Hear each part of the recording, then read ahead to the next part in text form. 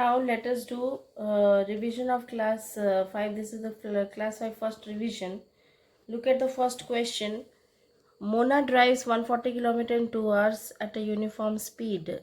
How much does she drive per hour? So in 2 hours it is 140 km, then per hour means it is 1 hour. At 1 hour what is the distance covered by Mona? That we have to find. Let us come to question number 2. Sunita bought 9 bags of tea, each weighing 2 kg 975 grams. What is the total weight of tea bought by her? So that is 9 bags of tea. Na? Each weighing, this means 1 bag weight is given to you, 2 kg 975 grams. So 9 times of it, that will give you the total weight of the tea bought by Sunita. Coming on to question number 3. From 7.15 liter medicine, how many small bottles of 55 ml each can be filled? First of all, we have to convert 7.15 liters into milliliters, and from there we have to divide 55 ml. After dividing, you can get how many bottles of 55 ml can be filled. Coming on to question number 4.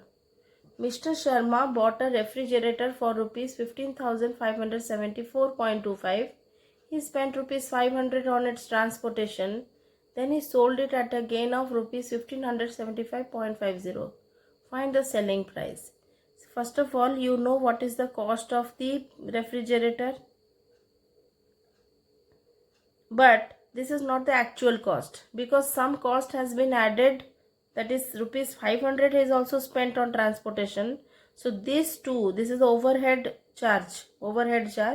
So this you have to add with the cost price in order to get the actual cost price. Now from there you have to find out what is the selling price, because the gain is also provided to you in the question, that is rupees 1575.50. So we need to take out the selling price, and we know what is the formula to take out selling price when cost price and gain is provided to you. Coming on to question number 5. Meera sold an article at a loss of rupees 560. If the cost price of the article is rupees 28,000, what is its selling price? We know what is the cost price and we know what is the loss. We know how to find selling price when cost price and loss is provided. Coming on to question number 6. Can a triangle have these side lengths? For this you have to apply triangle inequality theorem in this. I hope you all know what is the triangle inequality theorem. According to law of triangle inequality, we have sum of any two sides of a triangle must be greater than the third side.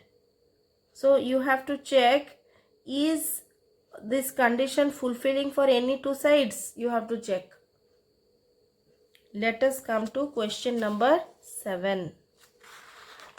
Question number 7 is, if one of the equal angle of the isosceles triangle is 35 degree, what are the other angles of the triangle? In an isosceles triangle, we must know that there are two equal sides. Now, corresponding angles to the two equal sides are also equal.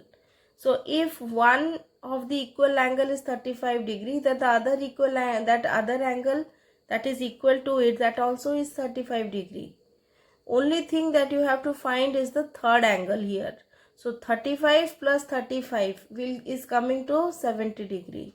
We know what is the sum of all the angles in any triangle, that is 180 degree. So 180 degree minus 35 plus 35 is going to give you the answer of the third angle. Now question is, what are the other angles of the triangle?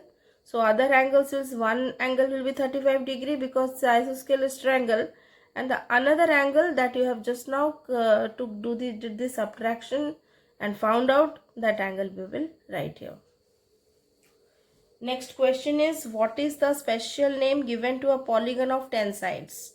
So what is the name provided to 10-sided polygon? We had given you a chart in which all the different sides of polygon, their names were provided. Okay, you have to follow that. Let us come to question number 9. What is the net of the given shape? You can see this shape is a prism, or also you can say tent shape. Okay, so net of this shape you have to find out. Come to question 10. Question number 10, you can see you have to find out the unknown angle in this figure. According to this figure, what is the measure of the unknown angle? So these are two questions actually. This is one bit of the question. The second bit is, what is the side opposite to angle ABC called? As you can see, this is a right angle triangle, so there is a special name to the side which is opposite to the right angle triangle. So you have to write that.